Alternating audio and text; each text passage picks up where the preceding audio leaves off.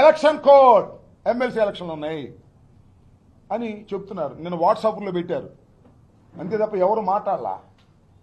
నేను చాలా స్పష్టంగా చెప్తున్నా, ఎవరైనా ఏమని నిజంగానే ఎలక్షన్ కోడ్ ఉందండి వెళ్ళకూడదేమో అనుకుంటారేమో, కానీ కాదు.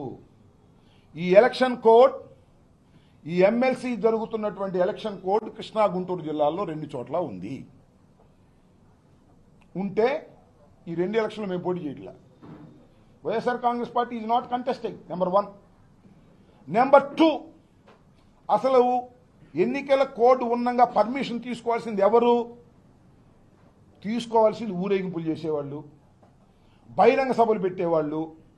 ఎందుకు తీసుకోవాలి? వాళ్ళ ఎక్స్పెండిచర్ నోట్ చేసుకోవడం కోసం తీసుకోవాలి. జగన్మోహన్ రెడ్డి గారు వచ్చింది మిర్చియాడ్కి ఎమ్మెల్సీలకు ఓట్లు అడగడానిక? అక్కడ ఉన్న ఎమ్మెల్సీ ఓట్లు వేసే డిగ్రీ వాళ్ళు ఎవరు ఉన్నారా? రైతులను పరామర్శించడానికి వస్తే ఇది ఎమ్మెల్సీ కోర్టు ఉందంటారని నాకు అర్థం కాదు. పోనీ కోర్టు ఉందని నోటీస్ ఇచ్చారా? పోనీ రిటర్న్గా అది ఎవరు? ఊరికే గాల్లో చెబుతుంటారు. గాల్లో చెప్పి జగన్మోహన్ రెడ్డి గారు కోడ్ను ఉల్లంఘించాడు. నో, కోడ్ను ఉల్లంఘించాలనేటువంటి దురుద్దేశం కానీ అలాంటి కార్యక్రమం కానీ మాకు చేయవలసిన అవసరమే లేదు. ఇది కోర్టుకు సంబంధం లేదు. ఎన్నికలు జరుగుతున్నా పరామర్శకు వచ్చేటటువంటి కార్యక్రమం ఉంటుంది. నేను మీకు చిన్న ఉదాహరణ చెప్తే, పెద్దగా ఏమీ అవసరంలా. నిన్నే కదా జగన్మోహన్ రెడ్డి గారు వంశీని జైల్లో ఉంటే పలకరించడానికి వెళ్ళింది. అప్పుడు కూడా కారులు వేసుకెళ్లారుగా, అప్పుడు కూడా జనం బాగా వచ్చారుగా. ఆ రోజు పోలీసులు అందరూ వెళ్ళి అడ్డుకున్నారుగా. మరి అక్కడ వంశీని పలకరించడానికి వెళ్ళినప్పుడు రాని కోర్టు రైతుని పరామర్శించడానికి ఎందుకు వచ్చిందయ్యా బాబు? చెప్పాయి చంద్రబాబు నాయుడు గారు, మనం చేస్తానా? హోంమంత్రి గారు చెప్పమంటున్నా? అక్కడ ఇక్కడ ఒకటే కదా. కాకపోతే అక్కడ ఒక ఐజీ ఉన్నాడు, ఇక్కడ ఒక ఐజీ ఉన్నాడు. ఏమైనా తేడా ఉందేమో నాకు తెలియదు. కృష్ణా జిల్లా, గుంటూరు జిల్లాలో కలిసి ఎమ్మెల్సీ ఎన్నికలు జరుగుతున్నాయి.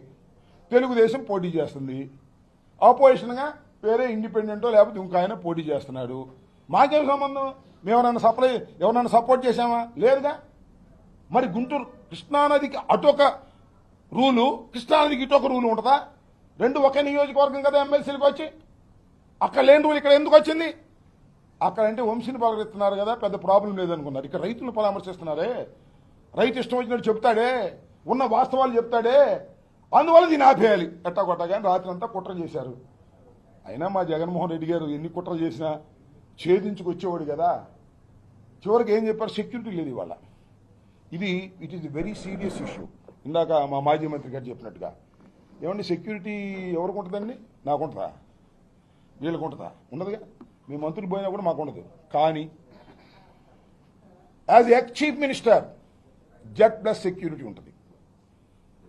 ఎక్స్ చీఫ్ మినిస్టర్ గారికి Z+ సెక్యూరిటీ ఉంది. ఇప్పుడు ఆయన not only ex chief minister, ఒక ఎక్స్ చీఫ్ మినిస్టర్ గారి కుమారుడు, దివంగత రాజశేఖర రెడ్డి గారి కుమారుడు. ఆయనకు ఒక Z+ సెక్యూరిటీ అనేది ఉంది. ఇవాళ కనపడలే.